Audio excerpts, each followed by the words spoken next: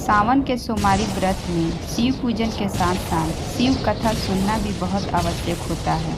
तो चलिए हम आपको लेकर आए हैं एक बहुत ही अच्छी कथा। तो चलिए अब कथा हम शुरू करते हैं।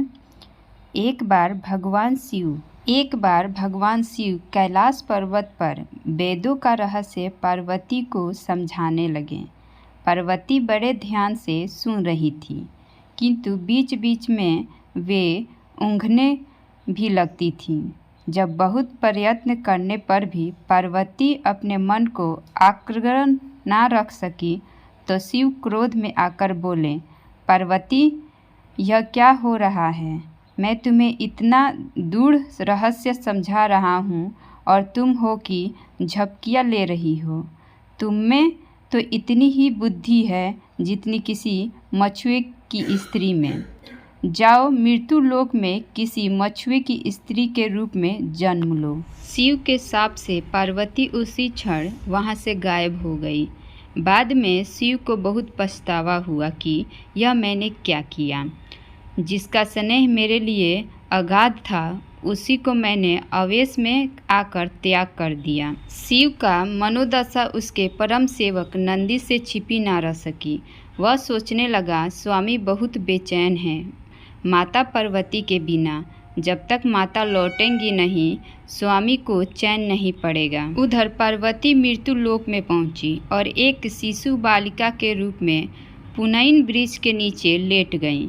थोड़ी ही देर में पुरवर काबिले के कुछ मछुए अपने सरदार के साथ वहां से गुजर रहे तो उनकी नज़र उस शिशु बालिका पर पड़ी। सरदार ने बालिका को उठाया और उसे भगवान का भेजा प्रसाद समझकर अपने घर ले आया। उसने बालिका का नाम रखा पार्वती। जब वह कुछ बड़ी हुई तो अपने पिता के साथ मछली पकड़ने जाने लगी। बड़ी होकर उसने नाव चलाना भी सीख लिया। पार्वती अपूर्व सुंदरी थी। कबीले के कितने ही युवक उसके रूप की प्रशंसा करते नहीं अघात थे। उनमें से कई तो पार्वती के साथ विवाह के इच्छुक रहते थे, लेकिन पार्वती उनमें से किसी के साथ भी विवाह के लिए इच्छुक नहीं थी। इधर कैलाश पर्वत पर शिव को पार्वती का वियोग असहनीय हो रहा था। एक दिन उन्होंने अपने मन की व्यथा नंदी को कह डाली।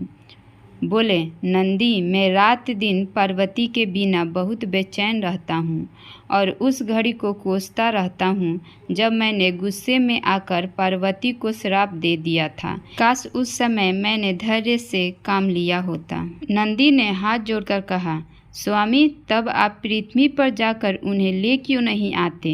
तब शिव बोले, कैसे लाऊं नंदी? उसका विवाह तो किसी मछुए से होगा। शिव के मन की व्यवस्था जानकर नंदी विचार करने लगा कि मुझे कोई ऐसा जतन करना चाहिए जिससे स्वामी को मछुआ बनना पड़े।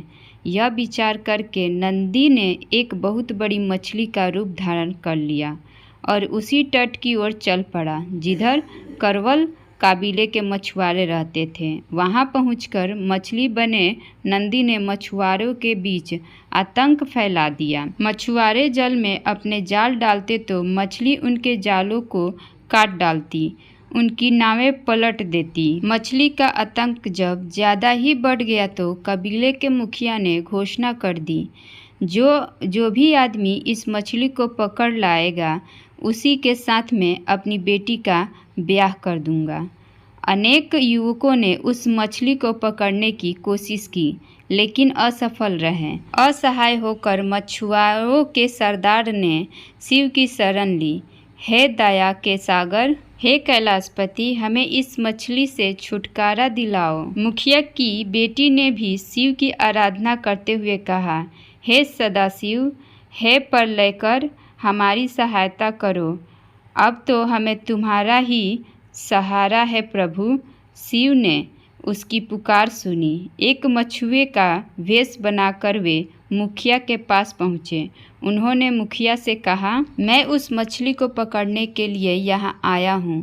मुखिया ने कहा, नौजवान, अगर तुमने उसे पकड़ लिया तो हमारी जाति सदैव तुम्हारे गुण गाएगी।